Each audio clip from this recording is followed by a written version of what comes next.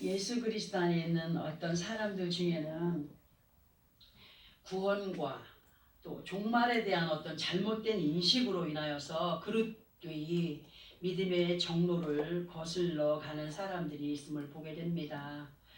예수 안에서 구원과 종말은 정말 중요합니다. 그죠? 그러나 아버지 하나님의 구원의 역사나 종말에 대한 어떤 대비는 사람의 방법으로 정하여진 어떤 특정한 단체 안에 거하여 있다고 해서 이루어지는 것이 아님을 성경이 우리들에게 밝히 말씀해주고 계십니다. 어떤 단체는 자기들에게만 들어와야 구원이 있다.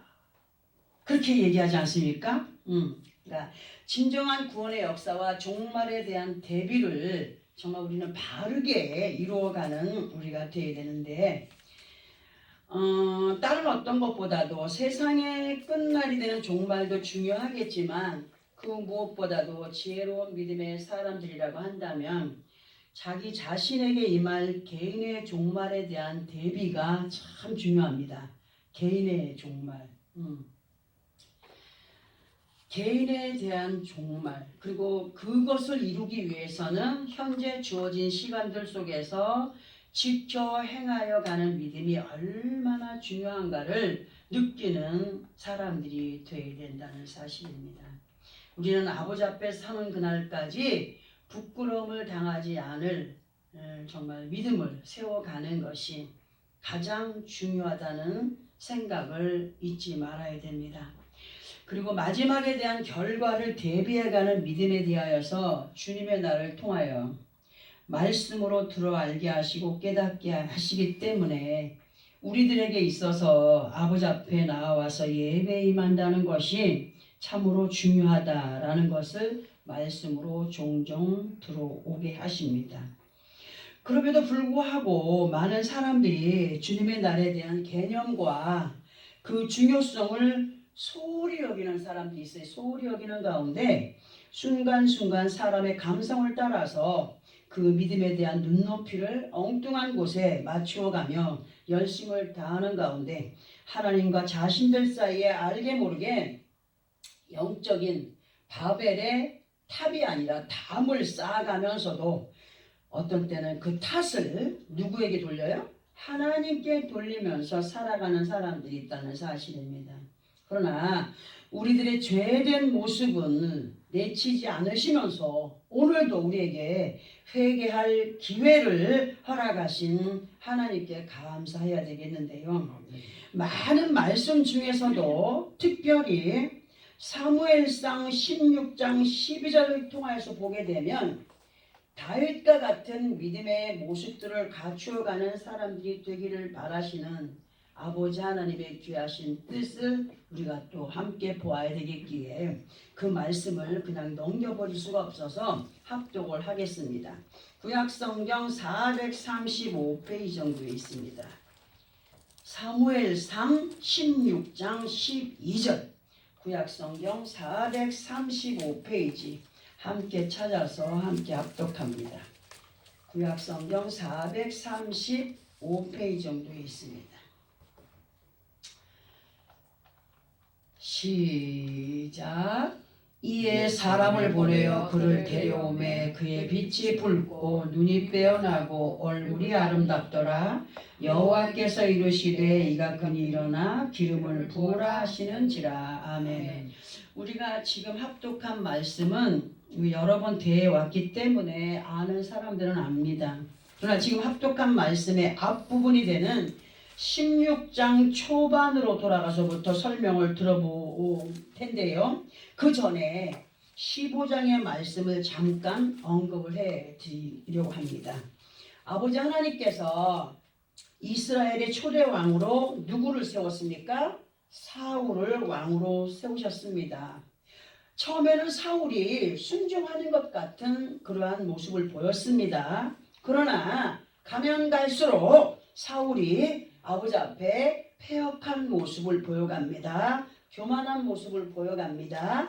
그리고 15장 마지막 부분에 보면은 사울을 이스라엘 왕으로 삼으신 것을 뭐 했다고요? 후회하셨다고 하는 것이 기록이 되어 있습니다. 그리고 연결된 16장을 통하여서 보게 되면은 하나님께서 사무엘 선지자를 베들레헴 사람 이새의 집으로 보내시면서 그 이새의 아들 중에 왕의 자격을 갖춘 자를 보았노라고 16장 1절에 기록을 하고 있고, 그리고 그를 찾아 기름을 부으시라는 명령을 받고 사무엘 선지자가 이새의 집을 방문하게 됩니다. 사무엘께서 이새의 집에 들어섰을 때에 그 이새와 그의 아들들이 섰는데 그 아들들의 모습들이 얼마나 준수한지, 잘생겼죠. 키도 크지요. 너무너무 멋있어요. 준수한지 보기에도 귀한 모습들인 것을 사무엘이 고백했습니다. 근데 16장 7절을 통하여서 보게 되면 여호와께서 사무엘에게 뭐라고 말씀하시냐면은 사람은 외모를 보거니와 나 여호와는 어디를 본다고? 중심을 보시느니라 하셨습니다. 그리고 이새의 준수한 아들들을 제끼시고 이새의 막내 아들로 양을 치던 목동이었던 다윗에게 기름을 붓게 하시는 그 말씀의 내용을 우리가 합독을 했습니다. 우리는 이러한 말씀의 내용 안에서 무엇을 깨달아야 되느냐 할 때에 이새의 아들들 같이 예수 그리스도 안에 많은 하나님의 자녀들이 있습니다. 잘 들으셔야 됩니다. 나름대로 믿음 생활들을 잘 한다라고 자부하는 자리에 있는 사람들이 많이 있습니다. 교회 안에. 이 대한민국만 아니라 온 세계 속에 예수 그리스도 이름으로 구원함을 입은 하나님의 백성들이 많이 있습니다. 그런 사람들을 축소시켜서 이새의 아들들로 한번 쳐보세요. 이새의 아들들이 보기에도 너무너무 멋있고 준수하고 아름다워 보였지만 하나님께서는 겉모습을 보시는 분이 아니라 뭘 보신다고? 중심을 보시는 분이라. 그래서 아버지 하나님께 인정을 받는 믿음의 사람들이 많지 않다는 거예요. 그 형제들 가운데에서도 다윗 하나가 인정을 받았다는 겁니다. 예수 안에 많은 사람이 있지만 하나님께 인정을 받는 사람들이 그리 많지 않다는 거예요. 많은 사람들은 큰 교회는 우르르 몰려다니고 여기 몰려다니고 저기 몰려다니고 하지 않습니까?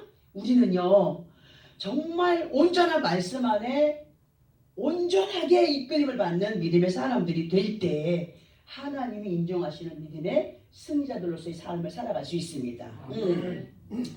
사울과 같이 택하심을 후회하시는 자리에 거하지 않는 겸손의 사람들이 되어 가야 된다는 사실. 그러면 하나님께서 인정을 하시는 믿음의 모습은 어떠한 모습인가를 우리가 앞에서 함께 합독한 16장 12절에서 우리가 보아야 되는데요.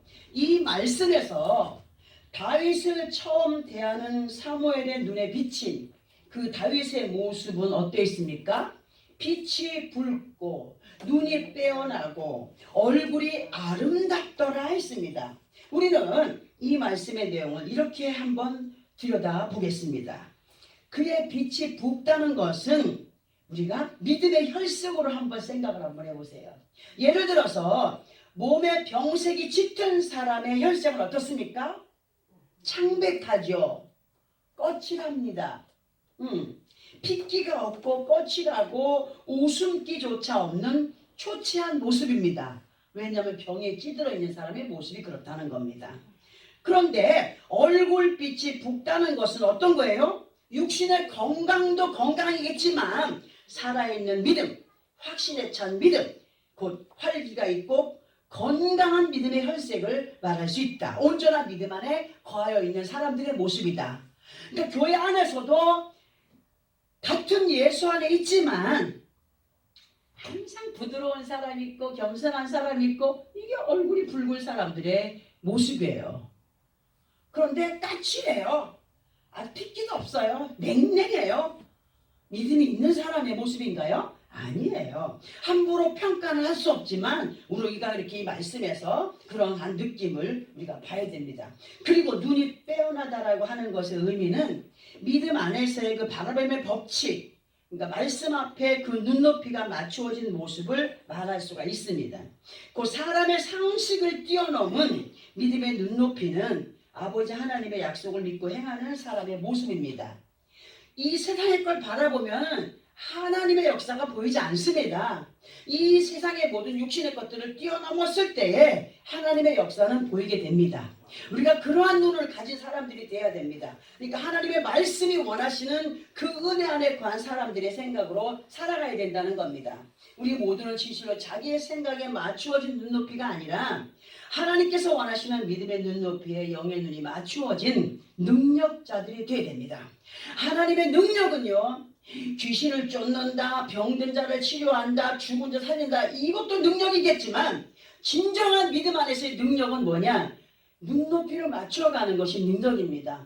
어린아이 앞에서는 어린아이 같은 눈높이가 되어야 되고, 노인분들 앞에는 노인분들의 그 마음을 맞춰가는 눈높이가 되어야 되고, 병자들 앞에는 그 병자의 심정을 이해하는 눈높이를 맞춰가는 것이 주님이 인정하시는 능력이라고 말씀을 드립니다.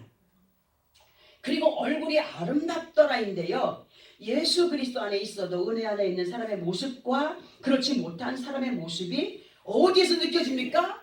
얼굴에서 느껴집니다. 얼굴에서.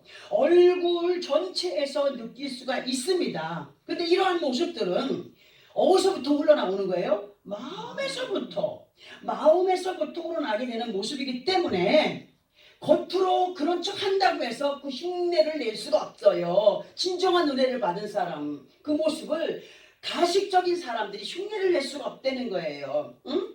검정색에다가 흰색을 막 섞는다고 해서 흰색이 됩니까? 절대로 안 돼요. 아니, 호박에 줄 긋는다고 수박 되느냐고 하는 말 있지 않습니까? 마찬가지예요.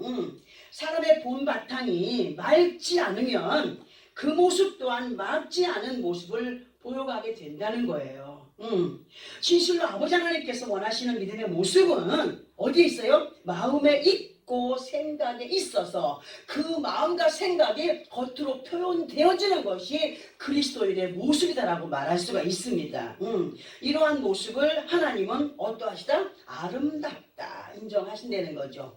하나님께서 사무엘 선지자께 이가 그니 다윗에게 이가 그니 일어나서 기름을 부으라 하신 것처럼 예수 그리스도 안에 우리 모두는 성령의 기름 부음 속에 인정이 되는 믿음의 사람들이 되기 위한 노력을 해가는 사람들이 돼야 돼요. 믿음이라는 것은 그냥 되어지는 것이 아니에요. 노력해 갈 때에 그것을 이루어갈 수 있는 겁니다. 예수 그리스도 이름으로 왕같은 제사장의 직임 속에 있다라고 할지라도 사울 세우심을 후회하신 것처럼 우리는 직분 가지고 주님 앞에 서는 게 아닙니다. 목사라고 천국 간다 아니에요. 장로, 권사 이 직분 가지고 주 앞에 서지 못합니다. 하나님이 인정하시는 믿음 안에 있을 때에 그 믿음을 가지고 설 수 있는 것이 하나님의 인종 속에 있는 거예요. 사울 세우심을 후회하신 것처럼 그 후에서 예고하는 사람들이 되지 않기 위하여서 믿음의 발걸음을 순종함으로 옮겨가기 노력하는 그런 우리가 되어야 된다는 것을 말씀을 드립니다. 그래야 할 때에 신명기 6장 3절의 말씀처럼 이스라엘아 듣고 삼가 그것을 행하라. 그리하면 네가 복을 받고 네 조상들의 하나님 여호와께서 네게 허락하신 같이 적과 꿀이 흐르는 땅에서 네가 크게 번성하리라 하셨습니다. 우리 이 약속의 말씀을 내 것으로 받아들여야 돼요. 아멘. 자, 아버지 하나님의 이러한 약속을 반드시 이루어가는 우리의 삶이 되기를 더욱더 힘쓰고 애쓰며 노력해 가야 된다는 말씀을 드렸습니다. 그러면 왜 아버지 하나님의 뜻을 이루기 위한 힘쓰고 애씀의 노력이 있어야 되는가에 대하여서 우리는 또 보아야 됩니다. 그것을 왜 그러느냐 하면 더욱 믿고 행하여 가려고 할 때에 뭐가 옵니까? 뭐가 와요?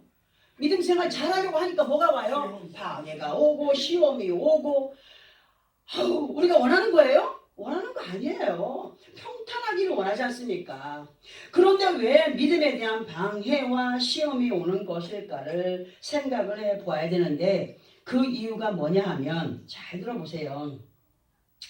그 자신이 아버지 하나님의 뜻을 따르기보다 아버지 하나님의 은혜를 빙자한 곳에 머물러 있기 때문에 시험이 오는 것이다.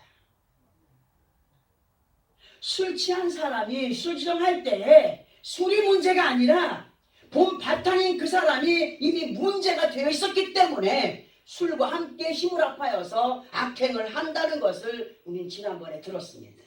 마찬가지로 우리가 시험을 당한다, 고난이 온다, 누구 때문이에요? 나 때문입니다. 나 때문인 거. 그럼 빙자가 뭐냐 할 때 빙자라는 의미를 제 나름대로 설명을 드려본다면 가룟 사람 유다와 같은 모습이다. 명색이 예수 그리스도의 제자였지만 그 사람의 속마음은 어땠어요? 사기꾼이요 도둑놈이었다는 거예요. 응?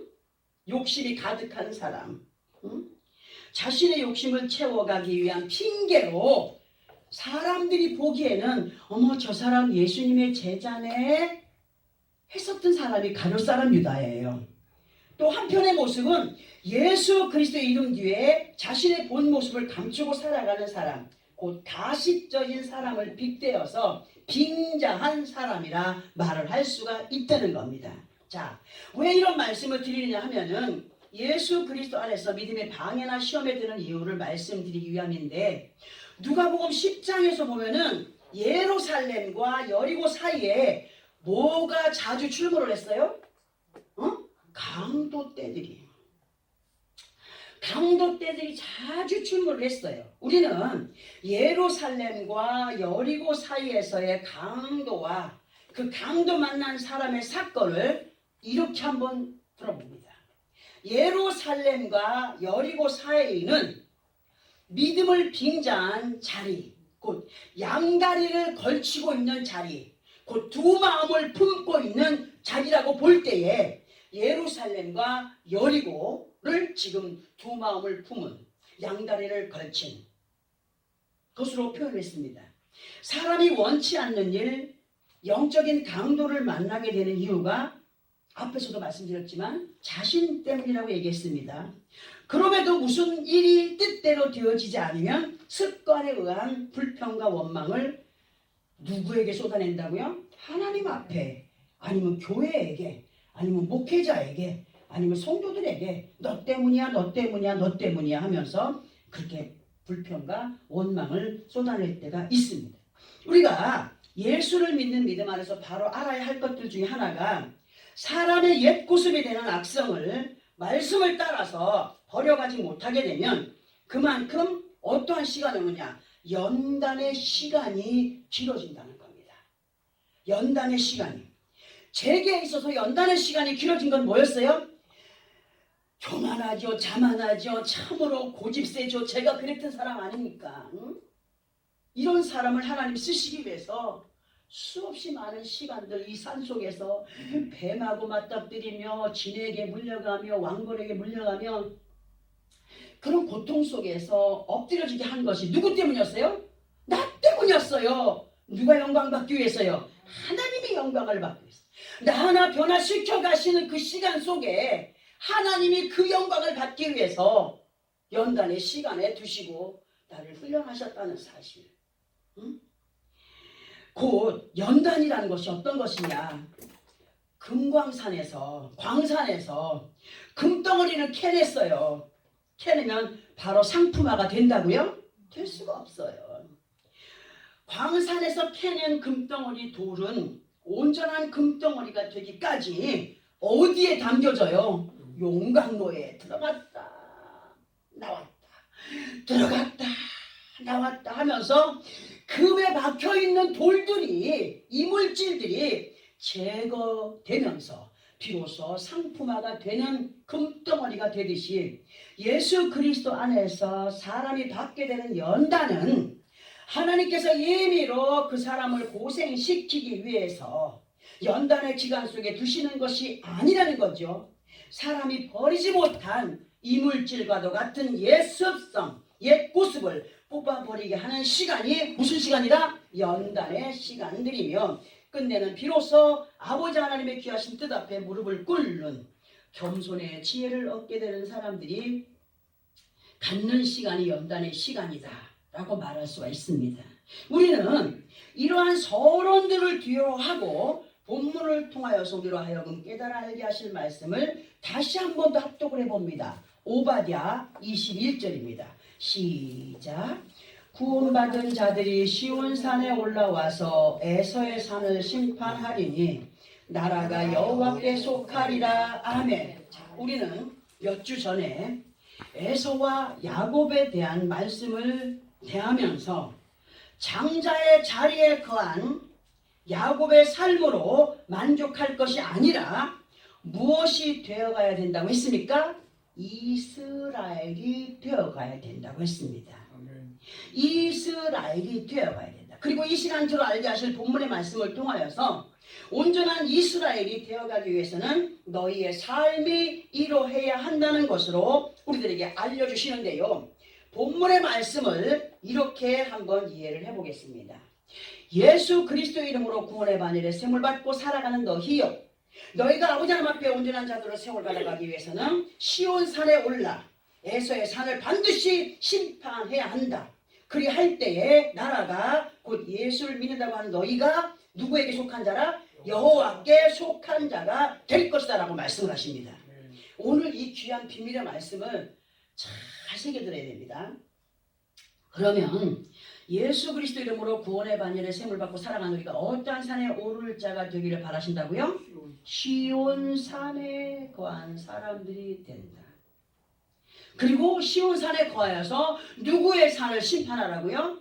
에서의 산을 심판하라고 하십니다. 에서는 어떤 사람이었습니까? 야곱의 형이었지만 에서는 장자의 명분을 소홀히 여긴 사람이었습니다. 세상 밖으로 떠돌아다니는 사람이었습니다. 부모에게 근심거리를 안겨주던 사람입니다. 믿음의 사람이었으나 믿음 없는 모습들로 행하여 가던 사람이었습니다. 자, 우리는 에서의 산을 심판하라고 하시는데 이 의미를 이렇게 들어봅니다. 사람의 마음은 항상 두 마음이 공존합니다. 두 마음이 공존하는 가운데 있습니다. 하나의 마음은 선이요, 하나의 마음은 악입니다. 이렇게 선과 악이 한 마음 안에 대립이 되어서 살아가고 있습니다. 그러나 예수 그리스도 안에서의 삶은 말씀 앞에 부정의 악을 지배하는 삶이 능력의 삶이다. 그것이 믿음의 삶이다라고 말씀하십니다. 곧 선하신 아버지 하나님의 뜻을 따르는 믿음의 삶이 되어가야 된다라고 우리에게 누누이 말씀으로 들어 알게 하십니다. 자, 하나님께서 기뻐하시는 믿음의 승리자들이 되기 위해서는 반드시 영적인 시온산에 거하여 살아가는 사람들이 되어져야 되는데, 하나님께서 우리로 하여금 거하여야 한다고 하시는 이 산은 어떤 산이냐? 예전에 아브라함 조카 롯이 그 저주의 땅에서 출애굽해서 하나님의 사자가 빨리 속히 너희는 저기 보이는 저 산으로 뛰어가라. 뭘 보존하기 위해서? 생명을 보존하기 위해서 가라 그랬어요. 근데 롯이 뭐라 그랬어요? 못 갑니다. 저기 가다가 우린 죽습니다.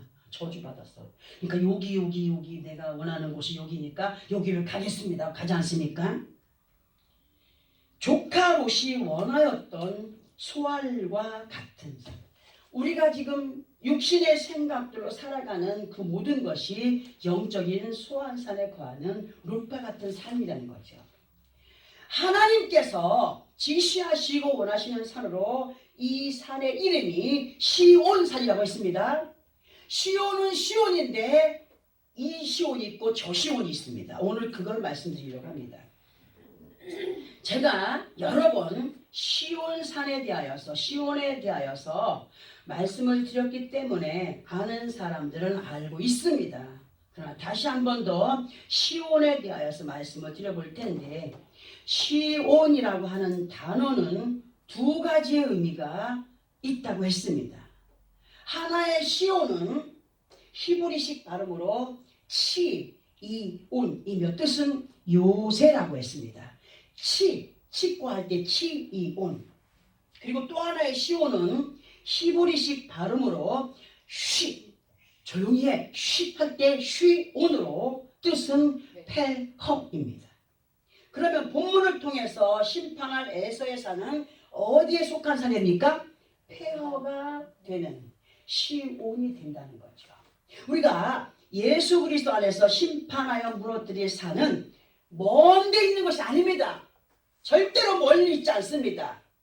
바로 우리들 자신 속에 숨어 잠재하고 있는 폐허의 시온, 그 시온을 무너뜨려야 됩니다. 완전히 파괴시켜야 됩니다. 뭐냐? 예수를 믿는 믿음 안에 있으나 여전히 폐허 속에 잡다한 쓰레기를 가득히 담고 있듯이 여전히 하나님께서 원하지 않으시는 모습을 담고 있는 시온의 시온을 심판하여서 멸망을 시켜가야 하는데, 그 폐허 속에 잡다한 쓰레기와 같은 악을 우리는 어디서 보아야 되느냐? 잠언서 6장에서 보면은, 잠언서 6장 16절에서 19절까지를 보면은 그 폐허 속에 가득히 담겨져 있는 것이 바로 이것이다라고 말씀으로 가르쳐주고 계셔요. 구약성경 916페이지 정도에 있습니다. 잠언서 6장 16절로 19절.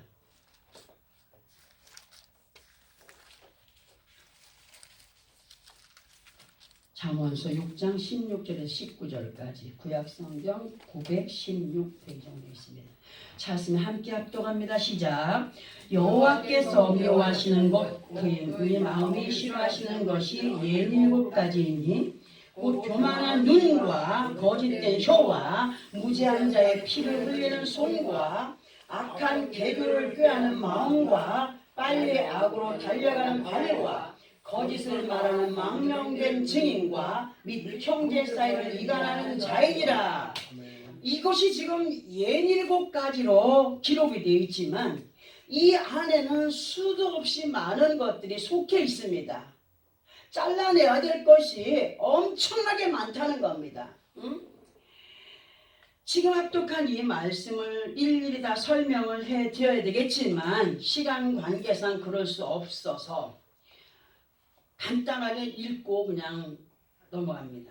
예수 그리스도 안에서 여전히 이렇게 하나님께서 기뻐하지 않으시는 67가지의 죄악성을 갖고 너무나 두드러지게 행하여 가는 사람들이 어디에 있다고요? 세상 사람들은 말할 것도 없지만 예수 그리스도 안에 있는 사람들이 여전히 이러한 악성을 갖고 행하여 가고 있다는 겁니다.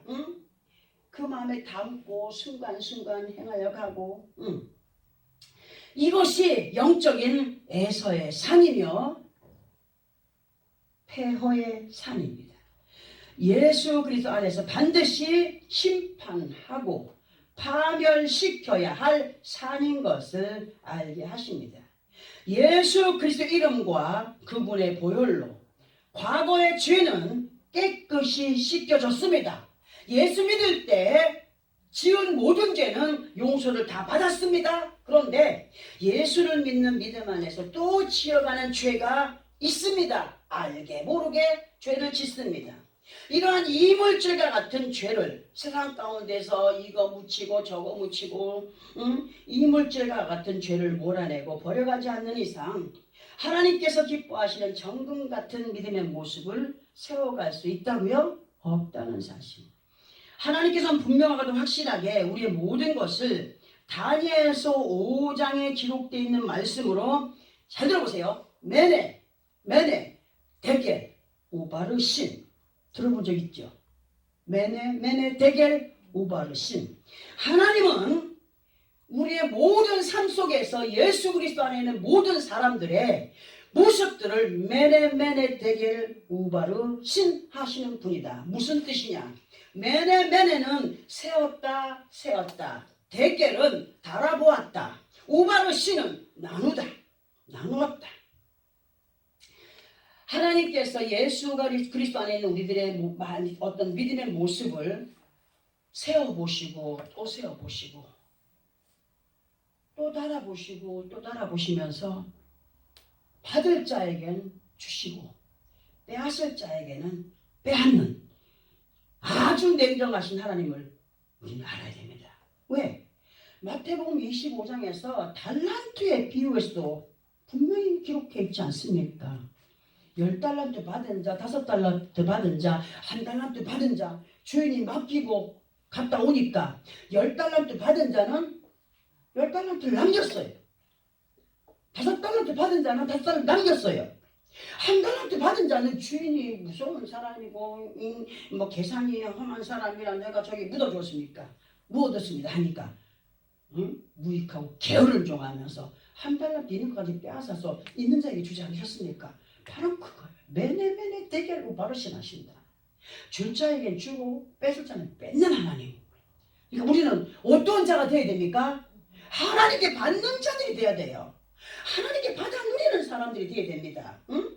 우리들의 모습을 보면 순간순간 출애굽기 32장에서 말씀처럼 금고리를 귀에서 빼어내버린 사람들로 자신의 유익을 따르며 행하며 달려갈 때가 얼마나 많이 있습니까? 무슨 소리냐? 귀에서 금고리를 빼어냈다라고 하는 의미는 하나님께서 에스겔 16장을 통하여서 채워주신 폐물들 중에 하나입니다. 우리 성도들은 들어왔기 때문에 잘 압니다. 에스겔서 16장을 통하여서 하나님께서 팔고리, 목고리, 귀고리, 코고리 해주신 거 듣지 않았습니까? 그리고 귀고리를 빼어냈다라고 하는 의미는 뭡니까? 귀고리의 의미가 뭡니까? 나는 종입니다. 말씀하시옵소서. 하느님이 아닙니까? 귀고리를 빼어냈다라고 하는 의미는 윗 어른의 말에 순종할 아랫사람이 그 의무를 버리고 주인 행세를 하는 의미로 말씀을 드려봅니다. 곧 우리들의 몸과 마음의 주인은 누굽니까? 하나님이십니다. 왜냐? 우리가 죄값으로 인해서 사망으로 끌려가고 있을 때 독생자 아들 예수 그리스도를 희생양으로 나를 대신하여 죄값을 치러주시고 살려주신 분이기 때문에 내 건 내가 아닙니다. 내 건 아닙니다.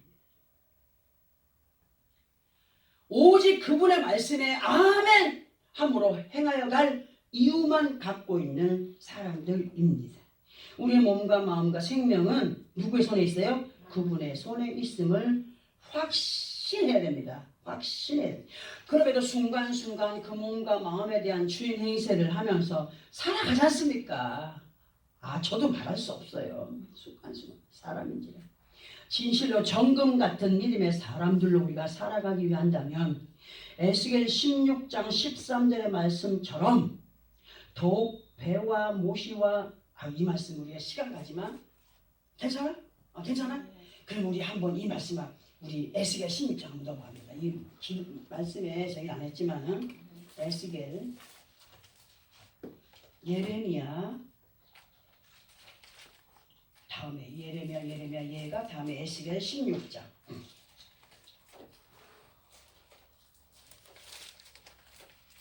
9절부터 13절까지 구약성경 1169페이지입니다. 1169 에스겔 16장 9절부터 13절까지 찾았으면 함께 합독할까요? 시작. 내가 물로 내 피를 씻어 없애고 네게 기름을 바르고 수놓은 옷을 입히고 물돼지 가죽신을 신기고 가는 배로 두르고 모시로 덧 입히고 폐물을 채우고 팔고리를 손목에 끼우고 목고리를 목에 걸고 콧고리를 코에 달고 귀고리를 귀에 달고 화려한 왕관을 머리에 씌웠나니 이와 같이 네가 금원으로 장식하고 가는 배와 모시와 수놓은 것을 입으며 또 고운 밀가루와 꿀과 기름을 먹음으로 극히 곱고 형통하여 왕후의 지위에 올랐느니라. 왕후의 지위에 올랐다고 해도 예전에 조선왕조 500년에 그걸 보면은 왕이 부인이 하나 있어. 근데 이 부인이 아기를 못 낳거나 조금 저기 하면은 후궁이 또 들어가.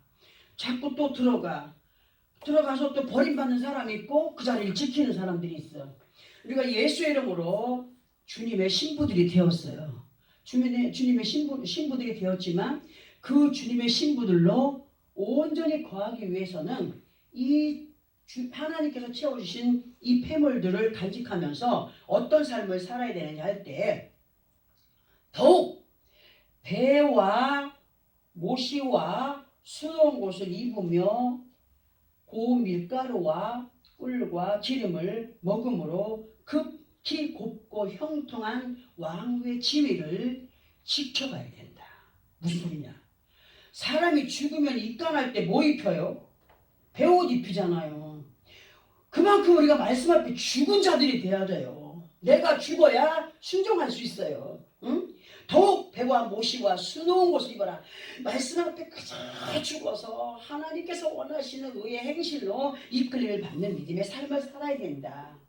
그걸로 끝나는 것이 아니라 더욱더 만나와 매출하기와 그 성령의 충만한 은혜의 그 삶으로 더욱더 아름답고 정말 형통한 그 왕후의 지위를 유지해가는 자들이 되기를 원한다.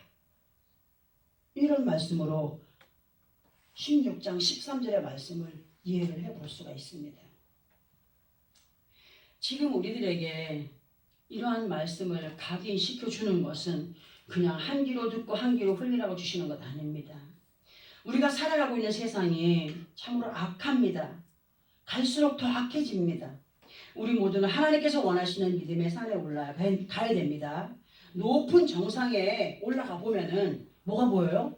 산 아래에 모든 것들이 다 보이지 않습니까? 응? 그런 것처럼 하나님께서 원하시는 믿음의 그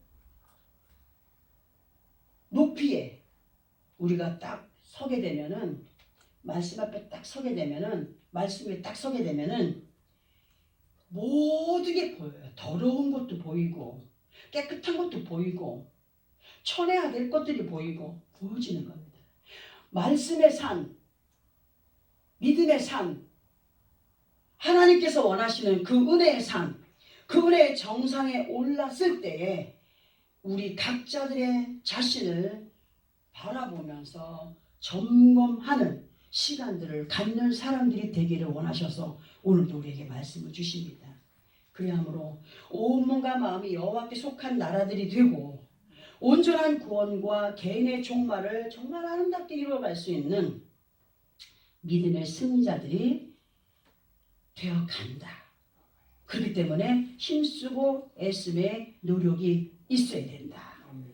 하나님께서는 폐허의 시온을 요새의 시온으로 리모델링 하시기를 결단하여서 행하여 가는 자들에게 뭘 주시느냐?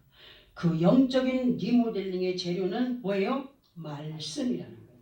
다른 거 없어요. 이 말씀 안에는 우리의 모든 생사화복이 다 들어있어요. 세밀하게 들어있습니다. 어디 가면 복 받아라 복 받아라 복 받아라 하지만 우리 이 교회에서 주시는 말씀 뭡니까? 너만 변화돼. 그럼 약속된 복은 어떻게 돼? 너희 것이 된다 말씀하지 않습니까?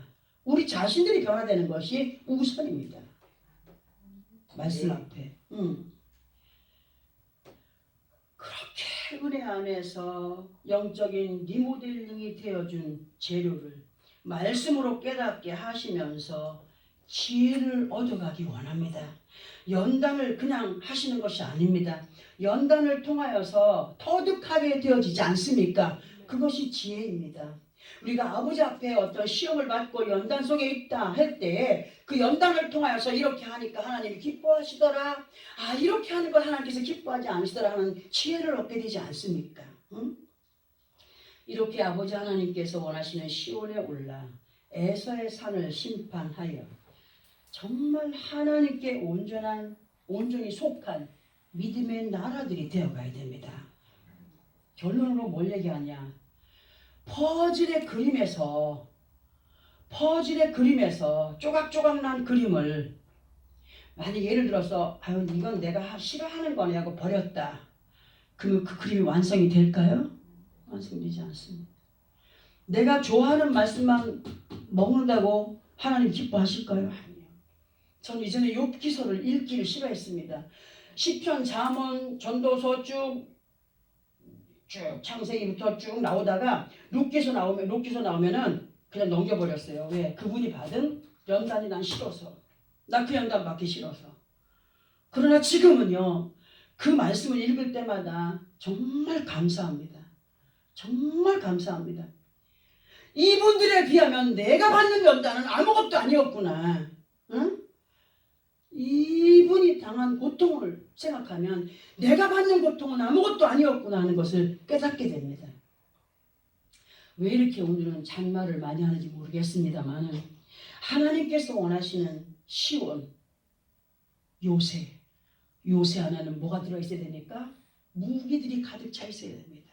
우리의 무기가 뭡니까? 말씀입니다. 말씀입니다. 말씀이 우리의 투구가 되고, 말씀이 우리의 갑옷이 되고, 말씀이 우리의 검이 되고, 말씀이 우리의 방패가 되고, 요새로 갖춰진 믿음의 삶으로 악한 에서의 그 꾀들이 우리 안에서 절대로 우리를 방해하지 않도록 완전히 무너뜨리고, 하나님께서 원하시는 이스라엘들로 세워져 가며 정말 네가 나에게 속한 자라 인정을 받는 그러한 믿음의 승자들로서의 삶을 살아가는 나와 여러분의 삶이 되어지기를 예수 그리스도 이름으로 축원합니다. 아멘.